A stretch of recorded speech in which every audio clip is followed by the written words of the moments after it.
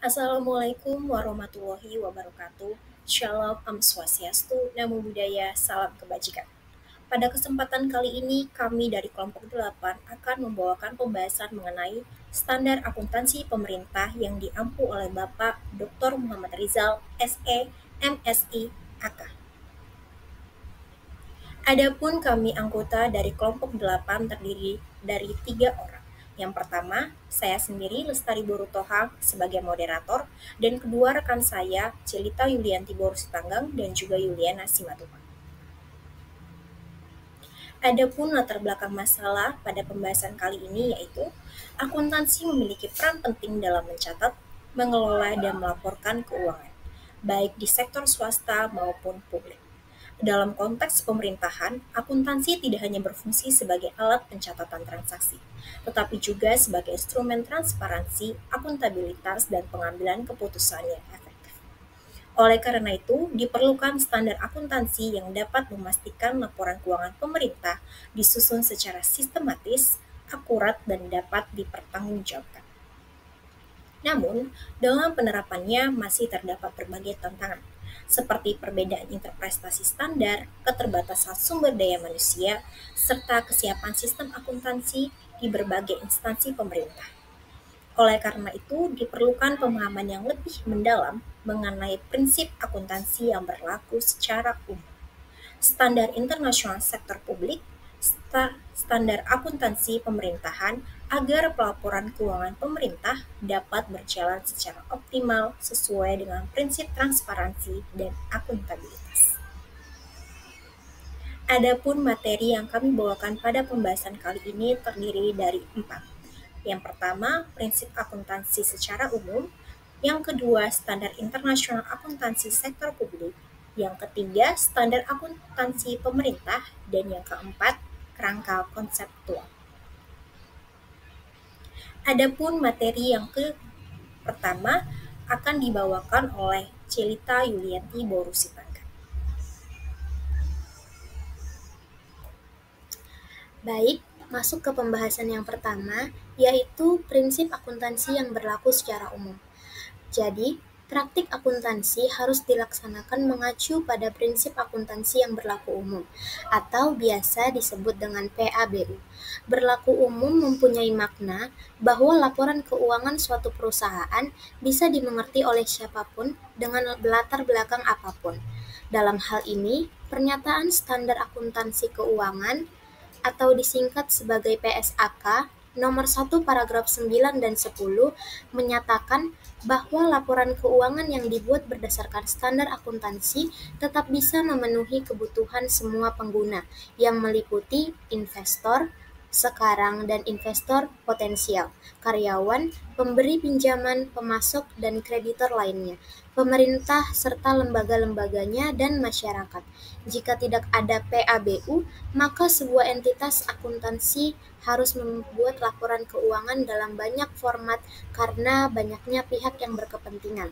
Dalam konteks lain, PABU membantu para akuntan dalam menerapkan prinsip-prinsip yang konsisten pada organisasi yang berbeda.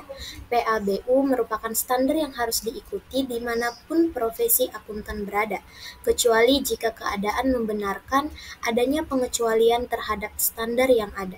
Jika manajemen merasa bahwa keadaan yang dihadapi tidak memungkinkan adanya ketaatan terhadap tanda yang ada, pengecualian dapat dilakukan tentu saja disertai dengan pengungkapan yang memadai. Bentuk dari PABU mencakup konvensi, aturan, dan prosedur yang diperlukan untuk merumuskan praktik akuntansi yang berlaku umum pada saat tertentu. Dengan pengertian yang hampir sama, Miller pada tahun 1985 menyatakan prinsip akuntansi berlaku umum atau disingkat sebagai GAPP merupakan rajutan yang berbagai aturan dan konsep.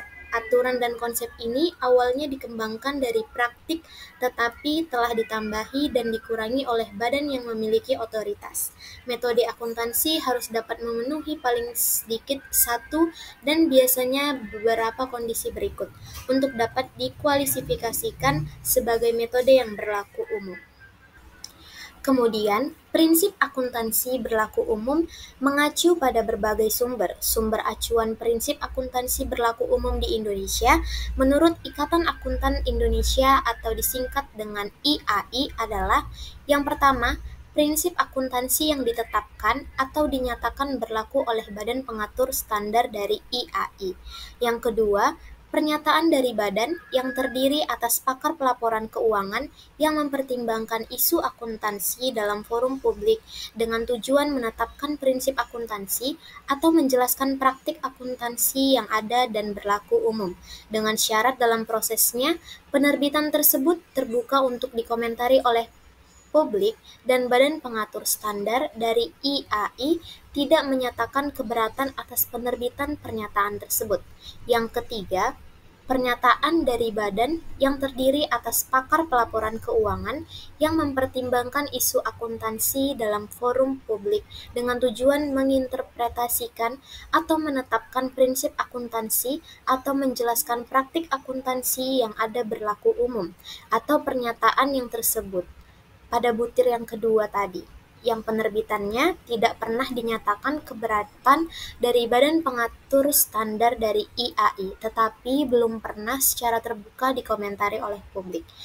Yang keempat, praktik atau pernyataan resmi yang secara luas diakui sebagai berlaku umum karena mencerminkan praktik yang lazim dalam industri tertentu atau penerapan dalam keadaan khusus dari pernyataan yang diakui sebagai berlaku umum, atau penerapan standar akuntansi internasional atau standar akuntansi yang berlaku umum di wilayah lain yang menghasilkan penyajian substansi transaksi secara lebih baik.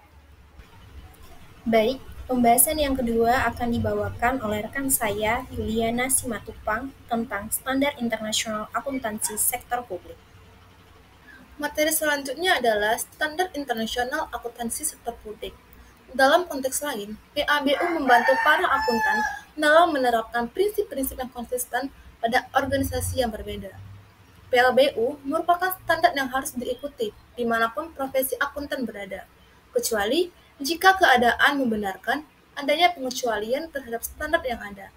Jika manajemen merasa bahwa keadaan yang dihadapi tidak memungkinkan adanya ketaatan terhadap tanda yang ada, pengecualian dapat dilakukan, tentu saja disertai dengan pengungkapan yang memadai. Bentuk dari PABU mencangkup konvensi, aturan, dan prosedur yang diperlukan untuk merumuskan praktik akuntansi yang berlaku umum pada saat tertentu. Dengan pengertian yang hampir sama, Miller menyatakan prinsip akuntansi berlaku umum GAAP merupakan lanjutan dari berbagai aturan dan konsep. Aturan dan konsep ini awalnya dikembangkan dari praktik tetapi telah ditambahi dan dikurangi oleh badan yang memiliki otoritas. Metode akuntansi harus dapat memenuhi paling sedikit satu dan biasanya beberapa kondisi berikutnya untuk dapat dikualifikasikan sebagai metode yang berlaku umum. Dengan mengadopsi IPSAS, diharapkan terdapat peningkatan yang signifikan dalam kualitas laporan keuangan organisasi sektor publik. Dengan demikian, diharapkan tersedia juga informasi yang lebih baik untuk menilai keputusan alokasi sumber daya yang dibuat oleh pemerintah, sehingga meningkatkan transparansi dan akuntabilitas. Pada akhirnya, cangkupan yang diatur dalam IPAS meliputi seluruh organisasi sektor publik, termasuk juga lembaga pemerintahan, baik pemerintahan pusat, pemerintahan provinsi, Pemda, maupun komponen-komponen kerja lainnya. Baik, materi yang ketiga akan dibawakan oleh saya yang berjudul Standar Akuntansi Pemerintah. Untuk memecahkan berbagai kebutuhan yang muncul dalam pelaporan keuangan, akuntansi, dan audit di pemerintahan, baik pemerintah pusat maupun Pemda di Republik Indonesia, diperlukan sebuah standar akuntansi pemerintah atau yang disingkat dengan SAP yang kredibel yang dibentuk oleh sebuah komite SAP. Diawali dengan pembentukan Kompartemen Akuntan Sektor Publik di IAI pada tanggal 8 Mei 2000 yang salah satu programnya adalah penyusunan standar akuntansi keuangan untuk berbagai unit kerja pemerintahan. Keprihatinan akan situasi proses pelaporan keuangan sektor publik dijadikan satu-satunya alasan bagi peluncuran program pengembangan standar akuntansi. Dari proses tersebut, dihasilkan sebuah ekspor draft standar akuntansi sektor publik yang dikeluarkan oleh Dewan Standar Akuntansi Sektor Publik (IAI). Adapun ada 6 exposure draft yang dikeluarkan yang terdiri dari 1. Penyajian laporan keuangan, 2. Laporan arus kas, 3. Koreksi surplus defisit, kesalahan fundamental dan perubahan kebijakan akuntansi, keempat dampak perubahan nilai tukar mata uang luar negeri, kelima kos pinjaman, dan yang terakhir laporan keuangan konsolidasi dan entitas keadilan. Publikasi tersebut menjadi tantangan bagi pemerintah untuk segera bertindak mengeluarkan SAP. Sampai kemudian sebelum Undang-Undang tentang Keuangan Negara ditetapkan, Menteri Keuangan Republik Indonesia telah menetapkan Keputusan Menteri Keuangan Nomor 308/KMK.012/2002 tanggal 13 Juni 2002 tentang Komite Standar Akuntansi Pemerintah Pusat dan Daerah (KSAP). KSAP bertugas mempersiapkan penyusunan konsep rancangan peraturan SAP pemerintah tentang SAP sebagai prinsip-prinsip akuntansi yang wajib diterapkan dalam menyusun dan menyajikan laporan keuangan pemerintah pusat dan atau Pemda. KSAP terdiri atas komite konsultatif dan komite kerja. Komite konsultatif bertugas memberikan konsultasi dan atau pendapat dalam rangka perumusan konsep rancangan peraturan pemerintah tentang SAP. Komite kerja bertugas mempersiapkan, merumuskan, dan menyusun konsep rancangan peraturan pemerintahan tentang SAP. Dan dalam melaksanakan tugasnya dapat membentuk kelompok kerja. Dalam pelaksanaan tugas sehari-hari, KSAP melaporkan kegiatannya secara berkala kepada Menteri Keuangan. KSAP bertanggung jawab kepada Presiden melalui Menteri Keuangan. Dengan demikian, KSAP bertujuan mengembangkan program-program pengembangan akuntabilitas dan manajemen keuangan pemerintahan, termasuk mengembangkan SAP dan mempromosikan penerapan standar tersebut. Dalam mencapai tujuan tersebut, SAP telah disusun dengan berorientasi pada IPSAS. Selain itu, dalam penyusunannya, SAP juga telah diharmonisasikan dengan Standar Akuntansi Keuangan (SAK) yang diterbitkan oleh Dewan Standar Akuntansi Keuangan (IAI). Pengembangan SAP mengacu pada praktik-praktik terbaik di tingkat internasional, dengan tetap mempertimbangkan kondisi di Indonesia, baik peraturan perundangan dan praktik-praktik akuntansi yang berlaku, maupun kondisi sumber daya manusia.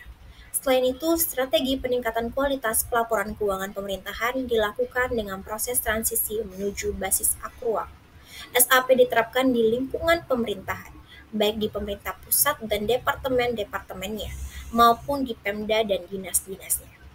Penerapan SAP diyakini akan berdampak pada peningkatan kualitas pelaporan keuangan di pemerintahan pusat dan daerah. Ini berarti informasi keuangan pemerintahan akan dapat menjadi dasar pengambilan keputusan di pemerintahan dan juga terwujudnya transparansi serta akuntabilitas. Baik, selanjutnya kita akan ke pembahasan yang terakhir, yaitu kerangka konseptual yang akan dibawakan oleh rekan saya. Baik, masuk ke pembahasan yang keempat, yaitu kerangka konseptual. Pembahasan yang pertama yaitu tujuan kerangka konseptual.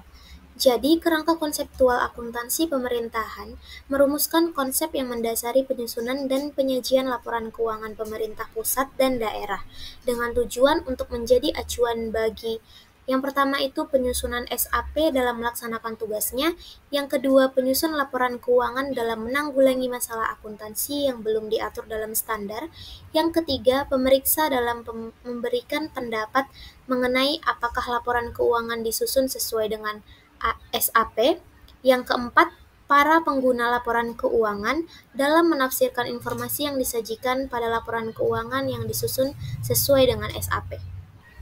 Kemudian, kerangka konseptual SAP berfungsi sebagai pedoman jika terdapat masalah akuntansi yang belum dinyatakan dalam SAP. Namun, jika terjadi pertentangan antara kerangka konseptual dan standar akuntansi, maka ketentuan standar akuntansi diunggulkan relatif terhadap kerangka konseptual ini. Hal-hal yang dibahas dalam kerangka konseptual SAP adalah yang pertama itu ada lingkungan akuntansi pemerintahan, yang kedua pengguna dan kebutuhan informasi para pengguna, yang ketiga entitas pelaporan, yang keempat peranan dan tujuan pelaporan keuangan, serta dasar hukum. Yang kelima, asumsi dasar, karakteristik kualitatif yang menentukan manfaat informasi dalam laporan keuangan, prinsip-prinsip serta kendala informasi akuntansi. Yang keenam, ada definisi, pengakuan, dan pengukuran unsur-unsur yang membentuk laporan keuangan. Kerangka konseptual SAP menekankan perlunya mempertimbangkan ciri-ciri penting lingkungan pemerintahan dalam menetapkan tujuan akuntansi dan pelaporan keuangan. Ciri-ciri penting tersebut meliputi ciri utama struktur pemerintahan dan pelayanan yang diberikan. Yang pertama, bentuknya umum pemerintahan dan pemisahan kekuasaan. Yang kedua, sistem pemerintahan otonomi dan transfer pendapatan antar pemerintah. Yang ketiga, adanya pengaruh proses politik. Yang keempat, hubungan antara pembayaran pajak dengan pelayan pemerintah. Baik, pembahasan yang kedua yaitu entitas pelaporan dan pengguna laporan keuangan. Entitas pelaporan adalah unit pemerintahan yang terdiri atas satu atau lebih entitas akuntansi yang menurut ketentuan peraturan perundang-undangan wajib menyampaikan laporan pertanggungjawaban berupa laporan keuangan yang terdiri atas pemerintah pusat, Pemda, satuan organisasi di lingkungan pemerintah pusat atau daerah, organisasi lainnya. Jika menurut peraturan perundang-undangan satuan organisasi, dimaksud wajib menyajikan laporan keuangan. Dalam penetapan entitas pelaporan, perlu dipertimbangkan syarat pengelolaan, pengendalian, dan penguasaan suatu entitas pelaporan terhadap aset, yurisdiksi, tugas, dan misi tertentu, dengan bentuk pertanggungjawaban dan wewenang yang terpisah dari entitas pelaporan lainnya. Pelaporan keuangan pemerintah disusun untuk memenuhi kebutuhan informasi dari semua kelompok pengguna. Beberapa kelompok utama pengguna laporan keuangan pemerintah adalah yang pertama masyarakat, yang kedua para wakil rakyat, lembaga pengawas dan lembaga pemeriksa, yang ketiga pihak yang memberi atau berperan dalam proses donasi, investasi, dan pinjaman, yang terakhir ialah pemerintah. Pemerintah harus memperhatikan informasi yang disajikan dalam laporan keuangan untuk keperluan perencanaan, pengendalian, dan pengambilan keputusan. Pembahasan yang selanjutnya yaitu pembahasan yang ketiga, ada peranan dan tujuan laporan keuangan. Laporan keuangan disusun untuk menyediakan informasi yang relevan mengenai posisi keuangan dan seluruh transaksi yang dilakukan oleh suatu entitas pelaporan selama satu periode pelaporan. Laporan keuangan terutama digunakan untuk membandingkan realisasi pendapatan, belanja, transfer, dan pembiayaan dengan anggaran yang telah ditetapkan, menilai kondisi keuangan, mengevaluasi efektivitas dan efisiensi suatu entitas pelaporan, serta membantu menentukan ketaatannya terhadap peraturan perundang-undangan. Setiap entitas pelaporan mempunyai kewajiban untuk melaporkan upaya-upaya yang telah dilakukan serta hasil yang dicapai dalam pelaksanaan kegiatan secara sistematis dan terstruktur pada suatu periode pelaporan untuk kepentingan. Yang pertama, akuntabilitas, yaitu mempertanggungjawabkan pengelolaan sumber daya serta pelaksanaan kebijakan yang dipercayakan kepada entitas pelaporan dalam mencapai tujuan yang telah ditetapkan secara periodik. Yang kedua, ada manajemen. Ini manajemen membantu para pengguna untuk mengevaluasi pelaksanaan kegiatan suatu entitas pelaporan dalam periode pelaporan sehingga memudahkan fungsi perencanaan, pengelolaan, dan pengendalian atas seluruh aset, kewajiban, dan ekuitas dana pemerintah untuk kepentingan masyarakat. Yang ketiga, ada transparansi, yaitu memberikan informasi keuangan yang terbuka dan jujur kepada masyarakat berdasarkan pertimbangan bahwa masyarakat memiliki hak untuk mengetahui secara terbuka dan menyeluruh atas pertanggungjawaban pemerintah dalam pengelolaan sumber daya yang dipercayakan kepadanya dan ketaatannya pada peraturan perundang-undangan. Dan yang terakhir ada keseimbangan antar generasi atau integrational equity, yaitu membantu para pengguna dalam mengetahui kecukupan penerimaan pemerintahan pada periode pelaporan untuk membiayai seluruh pengeluaran yang dialokasikan dan apakah generasi yang akan datang diasumsikan akan ikut menanggung beban pengeluaran tersebut. Kemudian ada tujuan laporan keuangan.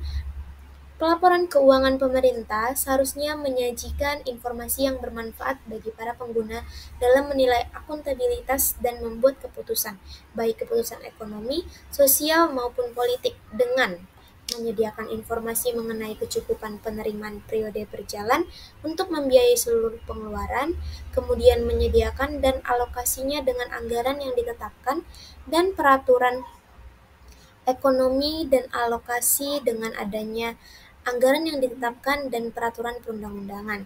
Yang ketiga, menyediakan informasi mengenai jumlah sumber daya ekonomi yang digunakan dalam kegiatan entitas pelaporan serta hasil-hasil yang telah dicapai.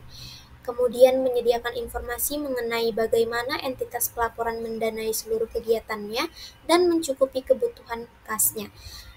Yang terakhir, menyediakan informasi mengenai posisi keuangan dan kondisi entitas pelaporan berkaitan dengan sumber-sumber penerimaannya, baik jangka pendek maupun jangka panjang, termasuk yang berasal dari pungutan pajak dan pinjaman. Jadi, untuk memenuhi tujuan-tujuan tersebut, laporan keuangan menyediakan informasi mengenai pendapatan, belanja, transfer, dana, cadangan, pembiayaan, aset, kewajiban, ekuitas, dana, dan arus kas suatu entitas pelaporan. Baik, untuk bagian berikutnya akan dijelaskan oleh rekan saya, yaitu Juliana Simatupang. Selanjutnya, komponen laporan keuangan. Laporan keuangan pokok terdiri atas laporan relasi anggaran, neraca, laporan arus kas, catatan atas laporan keuangan. Selain laporan keuangan pokok tersebut, entitas pelaporan diperkenankan menyajikan laporan kinerja keuangan dan laporan perubahan ekuitas. Kelima, dasar hukum pelaporan keuangan. Pelaporan keuangan pemerintah diselenggarakan berdasarkan peraturan perundang-undangan yang mengatur keuangan pemerintah antara lain UUD Republik Indonesia, khususnya bagian yang mengatur keuangan negara. Selanjutnya, UU di bidang keuangan negara, UU tentang anggaran pendapatan dan belanja negara, peraturan perundang-undang yang mengatur tentang Pemda, khususnya yang mengatur keuangan daerah, peraturan perundang-undangan yang mengatur tentang perimbangan keuangan pusat dan daerah, ketentuan perundang-undangan tentang pelaksanaan anggaran pendapatan dan belanja negara atau daerah. Yang terakhir, peraturan perundang-undangan lainnya yang mengatur tentang keuangan pusat dan daerah. Selanjutnya, asumsi dasar. Asumsi dasar pelaporan keuangan di lingkungan pemerintah adalah anggapan diterima sebagai suatu kebenaran tanpa perlu dibuktikan agar standar akuntansi dapat diterapkan dan terdiri atas: yang pertama, asumsi kemandirian entitas. Asumsi kemandirian entitas, baik entitas pelaporan maupun akuntansi, berarti bahwa setiap unit organisasi dianggap sebagai unit mandiri dan mempunyai kewajiban untuk menyajikan laporan keuangan, sehingga tidak dianggap sebagai unit mandiri maupun kewajiban untuk menyajikan laporan keuangan, sehingga tidak terjadi kekacauan antara unit instansi pemerintahan dalam laporan keuangan. Salah satu indikasi terpenuhinya asumsi ini adalah adanya kewenangan entitas untuk menyusun anggaran dan melaksanakannya dengan tanggung jawab penuh. Yang kedua, asumsi kesinambungan entitas. Laporan keuangan disusun dengan asumsi bahwa entitas pelaporan akan berlanjut keberadaannya. Dengan demikian, pemerintah diasumsikan tidak bermaksud melakukan likuiditas atau entitas pelaporan dalam jangka pendek. Yang ketiga, asumsi keterukuran dalam satuan uang. Laporan keuangan entitas pelaporan yang harus mewajibkan setiap kegiatan yang diasumsikan dapat dinilai dengan satuan uang. Hal ini diperlukan agar memungkinkan dilakukannya analisis dan pengukuran dalam akuntansi. Baik, masuk ke bagian yang ketujuh, yaitu karakteristik kualitatif informasi keuangan. Karakteristik kualitatif laporan keuangan adalah ukuran-ukuran normatif yang perlu diwujudkan dalam informasi akuntansi sehingga dapat memenuhi tujuannya. Agar dapat memenuhi kualitas yang dikehendaki, laporan keuangan pemerintah harus memenuhi 4 karakteristik berikut. Yang pertama, relevan. Laporan keuangan dikaitkan relevan apabila informasi yang termuat di dalamnya dapat mempengaruhi keputusan pengguna dengan membantu mereka mengevaluasi peristiwa masa lalu atau masa kini, memprediksi masa depan, dan menegaskan atau mengoreksi hasil evaluasi mereka. Selain itu, suatu informasi dapat dikatakan informasi relevan jika disajikan tepat waktu dan juga lengkap. Yang kedua, andal. Informasi dalam laporan keuangan bebas dari pengertian yang menyesatkan dan kesalahan material. Menyajikan setiap fakta secara jujur serta dapat diverifikasi informasi mungkin relevan. Tetapi, jika hakikat atau penyajiannya tidak dapat diandalkan, maka penggunaan informasi tersebut secara potensial dapat menyesatkan. Yang ketiga, dapat dibandingkan. Informasi yang termuat dalam laporan keuangan akan lebih berguna jika dibandingkan dengan laporan keuangan penode sebelumnya atau laporan keuangan entitas pelaporan lain pada umumnya. Dan yang keempat, dapat dipahami. Informasi yang disajikan dalam laporan keuangan dapat dipahami oleh pengguna dan dinyatakan dalam bentuk serta istilah yang disesuaikan. Dengan batas pemahaman para pengguna terkait hal ini, pengguna diasumsikan memiliki pengetahuan yang memadai atas kegiatan dan lingkungan operasi entitas pelaporan, serta adanya kemauan pengguna untuk mempelajari informasi yang dimaksud. Masuk ke bagian 8, adapun prinsip akuntansi terdiri dari 8. Yang pertama ada basis akuntansi. Basis akuntansi yang digunakan dalam laporan keuangan pemerintah adalah basis kas untuk pengakuan pendapatan, belanja, dan pembiayaan dalam laporan realisasi anggaran, dan basis akrual untuk pengakuan aset, kewajiban, dan ekuitas dalam neraca. Yang kedua ada prinsip nilai historis. Aset dicatat sebesar pengeluaran kas atau setara kas yang dibayar atas sebesar nilai wajar dari imbalan untuk memperoleh aset tersebut pada saat perolehan. Kewajiban dicatat sebesar jumlah kas dan setara kas yang diharapkan akan dibayarkan untuk memenuhi kewajiban di masa yang akan datang dalam pelaksanaan kegiatan pemerintah. Yang ketiga ada prinsip realisasi. Pendapatan yang tersedia yang telah diotorisasikan melalui anggaran pemerintah selama 1 tahun fiskal akan digunakan untuk membayar utang dan belanja dalam periode tersebut. Yang keempat, prinsip substansi mengungguli bentuk formal. Informasi dimaksudkan untuk menyajikan dengan wajar transaksi atau peristiwa lain yang seharusnya disajikan. Maka, transaksi atau peristiwa lain tersebut perlu dicatat dan disajikan sesuai dengan substansi dan realitas ekonomi, dan bukan hanya aspek formalitasnya. Apabila substansi transaksi atau peristiwa lain tidak konsisten atau berbeda dengan formalitasnya, maka hal tersebut harus diungkapkan dengan jelas dalam catatan atas laporan keuangan. Yang kelima ada prinsip periodisitas. Kegiatan akuntansi dan pelaporan keuangan entitas pelaporan perlu dibagi menjadi periode-periode pelaporan, sehingga kinerja entitas dapat diukur dan posisi sumber daya yang dimilikinya dapat ditentukan. Yang keenam ada prinsip konsistensi. Perlakuan akuntansi yang sama diterapkan pada kejadian yang serupa dari periode ke periode lain oleh suatu pelaporan. Hal ini bukan berarti bahwa tidak boleh terjadi perubahan dari satu metode akuntansi ke metode akuntansi yang lain. Metode akuntansi yang dipakai dapat diubah dengan syarat bahwa metode yang baru diterapkan mampu memberikan informasi yang lebih baik. Pengaruh atas perubahan penerapan metode ini diungkapkan dalam catatan laporan atas laporan keuangan. Lalu yang terakhir ada prinsip penyajian wajar. Faktor pertimbangan sehat bagi penyusun laporan keuangan diperlukan ketika menghadapi ketidakpastian peristiwa dan keadaan tertentu. Ketidakpastian tersebut diakui dengan mengungkapkan hakikat serta tingkatannya dengan menggunakan pertimbangan sehat dalam penyusunan laporan keuangan. Pertimbangan tersehat mengandung unsur-unsur kehati-hatian sehingga aset atau pendapatan tidak dinyatakan terlalu tinggi dan kewajiban tidak dinyatakan terlalu rendah.